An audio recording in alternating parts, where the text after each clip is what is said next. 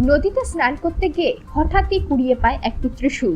সেই ত্রিশূল বাড়িতে নিয়ে আসার পর থেকেই শুরু হয় এক অলৌকিক কাহিনী। ছিলাম স্নান করতে যে এত বড় একটা শোয়া হাতে চাঁদের ত্রিশূল পেয়েছিলাম। সেই ত্রিশূলটাকে বাড়িতে নিয়ে আসাতে মা দুর্গা স্বপ্ন দেয় যে তুই আমার পুজো কর। তারপর থেকে আমাদের বাড়ি পূজা আসে। প্রথমে আমি ছোট থেকে মাটির পুতুলের মতন বানিয়ে পূজা করতাম। আস্তে আস্তে পূজাটা এখন বড় হয়েছে, এখন অনেক বড় করে আমাদের বাড়িতে পুজো হয়, মা দুর্গার পুজো হয়। আর আরো লোকের 5টা প্রতিমা বানাচ্ছি, আর আমার বাড়িটা বাদ দিয়ে আরো 5টা লোকের ঠাকুর আছে। স্বপ্ন দেশেই আমাদের এই পূজাটা করা হচ্ছে। 15 বছর থেকে আমরা এই পুজোটা করি, আর সারা জীবন করেই যাব। স্বপ্নে আদেশ পেয়েছিলেন মা দুর্গার পূজা করার। 15 বছর ধরে সেই পূজা করে চলেছেন মিঠুন। পুরাতন মালদার মুচিয়া গ্রাম পঞ্চায়েতের নজরপুর গ্রামে এক অনন্য ঘটনা আজও আলোচনার কেন্দ্রবিন্দু।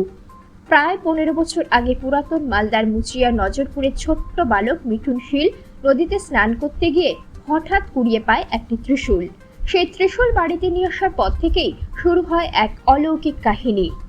পরিবার সূত্রে জানা যায়, সেই ত্রিশূল পাওয়ার কিছুদিন পরেই মিঠুন শীল স্বপ্নে আদেশ পায় মা দুর্গার পুজো শুরু করার জন্য। মিঠুন শীলের মা আশা শীল জানান, স্বপ্নের সেই নির্দেশ মেনেই পরিবারের উদ্যোগে শুরু হয় দুর্গাপুজো। তারপর থেকে প্রতি বছর নিয়ম মেনে ধুমধাম করে পুজো অনুষ্ঠিত হচ্ছে। এখনো সেই ত্রিশূলটি সংরক্ষিত রয়েছে পরিবারের কাছে। গ্রামবাসীরাও বিশ্বাস করেন, দেবীর আশীর্বাদেই পুজো এতদিন ধরে নিরবিচ্ছিন্নভাবে চলছে। দুর্গাপূজার সময় এলাকায় মানুষের ভিড় উপচে পড়ে, সৃষ্টি হয় এক অন্যরকম ভক্তিময় পরিবেশ। গ্রামের প্রবীণরা বলেন, এটা অলৌকিক ঘটনা। স্বপ্নের আদেশেই শুরু হয়েছিল পূজা, আর সেই পূজা আজ গ্রামে আধ্যাত্মিকতার প্রতীক হয়ে উঠেছে। আমার ছেলে যখন ছোট 5-এ পড়ে তখন নদী গিয়েছিল স্নান করতে যেয়ে একটা ত্রিশূল পেয়েছে। ওই ত্রিশূলটা এনে বাড়িতে রেখে ঘুমার পরে দেখতাম যে রাত্রে উঠে খালি প্রণাম করে।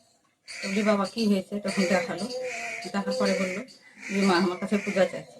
তা আমি বললাম যে বাবা, দুর্গা পূজা তো সবাই করতে পারে না, কি দিয়ে করবো, সামর্থ্য তো নাই, ঘর নাই, বাড়ি নেই। তো দুর্গা ঠাকুর বললো যে যে বাড়ি আছে ওই বাড়িতেই কর। আমি অতি সন্তুষ্ট। সেই থেকে আমার ছেলে হাতে তৈরি বানায়, ঠাকুর তৈরি করতে করতে শিখে এই যে এখন পূজাটা আমরা দিচ্ছি 15 বছর থেকে।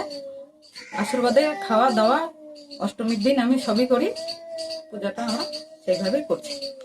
এই ঘটনার মধ্যে দিয়ে নজরপুরের দুর্গাপূজা আজ ঐতিহ্যে রূপ নিয়েছে। Bureau report, news সমবার্তা।